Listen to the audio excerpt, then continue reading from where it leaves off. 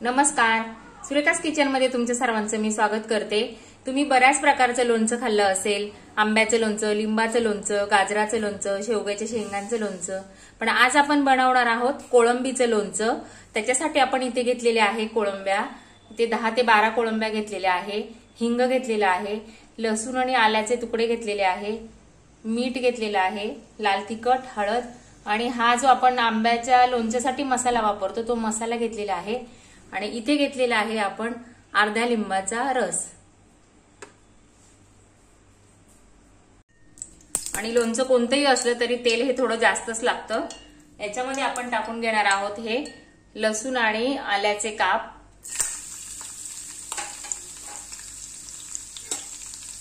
थोडेसे परतून घ्यायचे आहे, अगदी कच्च्यापणाचा वास जाईपर्यंत थोडेसे अगदी।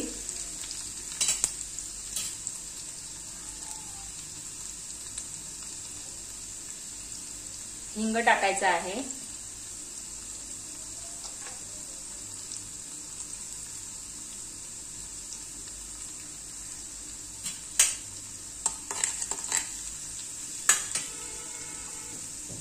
हळद,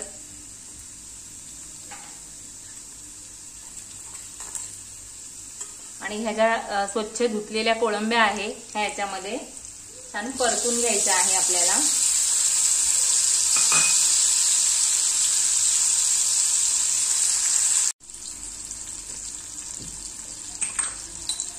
आपण टाकणार आहोत मीठ, आणि मीठ थोडंसं कमीच टाकायचं आहे कारण जो मसाला आपण लोणच्याचा घेतलेला आहे त्याच्यामध्ये पण मीठ आहे, तर चवीप्रमाणे मीठ घ्यायचं आहे। 2 चमचे लाल तिखट, हे छान मिक्स करून घेऊया।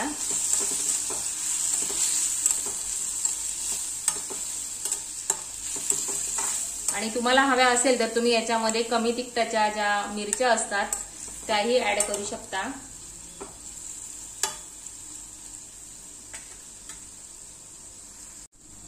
आणि एक झाकण ठेवून 2 मिनिटं आपण कोळंबी शिजवून घेणार आहोत।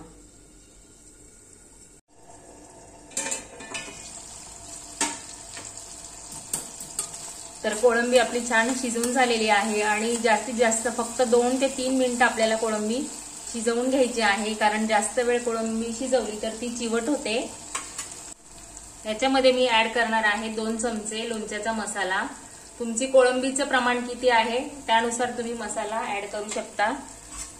छान मिक्स करून घ्यायचं आहे। आणि हे लोणचं खिचडी भात, वरण भात आणि ब्रेड बरोबर अगदी सुंदर लागतं, नक्की करून बघा।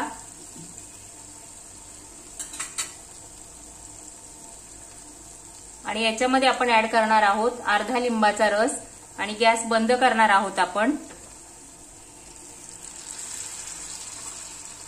मिक्स करून घ्यायचं आहे आणि तयार आहे आपलं मस्त असं कोळंबीचं लोणचं। तर आपण आता एका बाउलमध्ये काढून घेऊया। तर अशा पद्धतीने तयार आहे मस्त असं कोळंबीचं लोणचं। तर हा व्हिडिओ तुम्हाला कसा वाटला कमेंटमध्ये नक्की सांगा, आणि व्हिडिओ आवडल्यास चॅनलला लाईक, शेअर, सबस्क्राईब करा, आणि जर चॅनलवरती नवीन असाल तर प्लीज चॅनलला सबस्क्राईब करा। धन्यवाद।